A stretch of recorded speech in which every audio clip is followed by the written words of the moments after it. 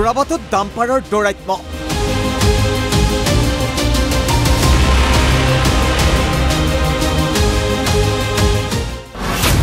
ৰাজপথত মৃত্যুদূতৰ ৰূপত ডাম্পাৰ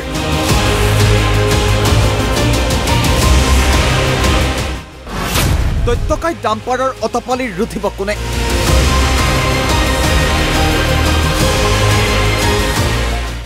এয়া মহানগৰীৰ পাৰ্শ্বৱৰ্তী যোৰাবাটৰ দৃশ্য এই দৃশ্য এদিন বা দুদিনৰ নহয় যোৰাবাটৰ যিকোনো প্ৰান্তত 10 মিনিট থিয় দিলে আপুনি দেখিব দৈত্যকাই ডাম্পাৰৰ আগ্ৰাসী ৰূপ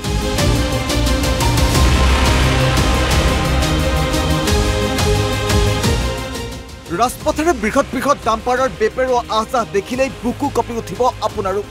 কিন্তু এই সকলো দেখি শুনিও মৌন চৰকাৰ প্ৰশাসন আৰক্ষী সকলো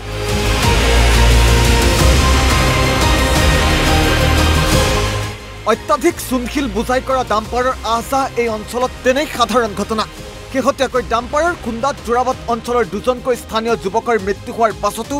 এতিয়া গা লৰা নাই যোৰাবাট আৰক্ষীৰ দিনে নিশাই মৃত্যুদূতৰূপী ডাম্পাৰৰ সন্ত্ৰাস চলে যোৰাবাটৰ ৰাজপথত আমি দেখিবলৈ পাইছোঁ যে যোৰাবাট আৰু আমাৰ 14 মাইল অঞ্চলটোত এই বৃহৎ অঞ্চলটোত মানে 10 কিলোমিটাৰ ব্যাসাৰ্ধত এই অঞ্চলটোত কেনেকুৱা ধৰণৰ মানে অবৈধ ট্ৰাকৰ সৰবৰাহ চলি আছে ডাম্পাৰৰ ট্ৰাকৰ অবৈধ চূণশিল তেওঁলোকে সৰবৰাহ কৰি আছে সেই ক্ষেত্ৰতো যোৰাবাট আৰক্ষী চকীৰ কোনো ধৰণৰ ভূমিকা নাই লাহে লাহে আমি দেখিবলৈ পাইছোঁ সেই 14 মাইলৰ বজাৰখনৰ সন্মুখত পুলিচ ৰাতিপুৱাৰ পৰা তাত ৰৈ থাকে সেই পুলিচবিলাকে অকল পইচাই কালেকশ্যন কৰি থাকে তেওঁলোকে যে এই ট্ৰাক যান বাহন আৰক্ষী বুলি যে কয় এতিয়া যান বাহনৰ দায়িত্বত থকা মানুহবিলাকে বা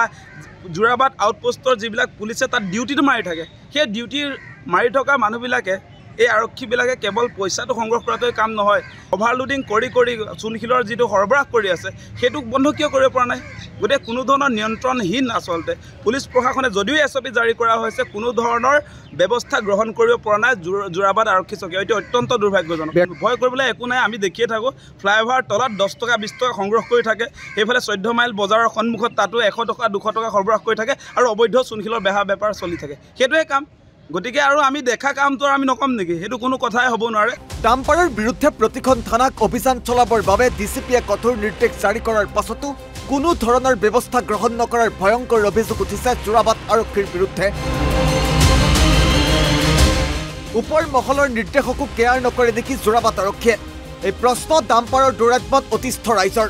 10-20 টকাতে ডাম্পাৰৰ ড্ৰাইভাৰৰ হাতত মেনেজ হৈ ৰাজপথৰ আৰক্ষীৰ জীৱনৰ লগত খেলা কৰা বুলিও আৰক্ষীৰ বিৰুদ্ধে গুৰুতৰ অভিযোগ আনিছে স্থানীয় ৰাইজে যোৰাবাটৰ স্থানীয় যুৱক হিচাপে আমি দেখিছোঁ যে ডাম্পাৰৰ সন্ত্ৰাস অতপালি এতিয়াও অব্যাহত আছে যোৰাবাট থানাৰ আচলতে পুলিচবিলাকৰ কামটো কি তেওঁলোকক আমি দেখোঁ দেই আমাৰ লাজ লাগে যোৰাবাটৰ এজন যুৱক হিচাপে তেওঁলোকে অকল ট্ৰাকবিলাকৰ পৰা পইচা 10 টকা 20 টকা তোলা সেই কাম কাজবিলাকত তেওঁলোকক ব্যস্ত হৈ থকা দেখিছোঁ কিন্তু ডাম্পাৰবিলাকৰ অতপালি কিয় ৰোধ কৰিব নোৱাৰে তেওঁলোকে মানে 10 টকাৰ বিনিময়ত মানুহক মৃত্যুৰ মুখলৈ ঠেলি দিব নেকি আজি আমি গুৱাহাটীলৈ অহা যোৱা কৰোঁ বাইকত অহা যোৱা কৰোঁ ডাম্পাৰৰ অতপালি আমাকে কেতিয়াবা মহতিয়াই লৈ যাব যেন লাগে মই নিজেও কেইবাবাৰো মানে ট্ৰাক ডাম্পাৰৰ মাজত ফচি গৈছোঁ মানে তেওঁলোকে যি ধৰণে চলায় মানে ডাম্পাৰে কিমান যে আমাৰ নিজৰ গাঁৱৰ দুটা ল'ৰা দুজন যুৱক ইতিমধ্যে মৃত্যু হৈছে ডাম্পাৰৰ খুন্দাত 12 মাইল অঞ্চলত এই টাৰ্ণিংটোত যেতিয়া ক্ৰছ হ'বলৈ লৈছিলে গতিকে এই সন্ত্ৰাস দূৰ কৰিবৰ কাৰণে ওপৰৰ জিলা আৰক্ষী বিষয়ে তেওঁলোকে অন্ততঃ চিন্তা চৰ্চা কৰি ইতিমধ্যে SOP জাৰি কৰিছে তেওঁলোকে ডাম্পাৰ চালকসকলক নাকি লগাবৰ কাৰণে আচলতে এই ব্যৱস্থা লৈছিলে কিন্তু আমাৰ যোৰাবাট থানাটো কি হ'ল যোৰাবাট আৰক্ষী চকী কি হ'ল তাত পুলিচ আছেনে নাই এই মুহূৰ্তত আৰু ডাম্পাৰৰ এই সন্ত্ৰাসৰ বিষয়ে জ্ঞাত হৈও আৰক্ষীয়ে লোৱা নিৰ্বিকাৰ ভূমিকাত এতিয়া ক্ষুব্ধ যোৰাবাটৰ ৰাইজ ডাম্পাৰৰ অতপালি ৰোধৰ বাবে অচিৰেই কোনো ব্যৱস্থা গ্ৰহণ নকৰিলে ৰাজপথত আন্দোলনত বহাৰো হুংকাৰ স্থানীয় ৰাইজৰ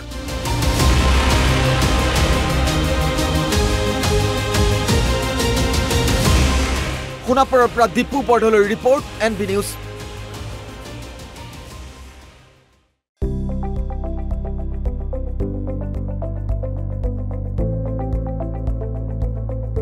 NB নিউজ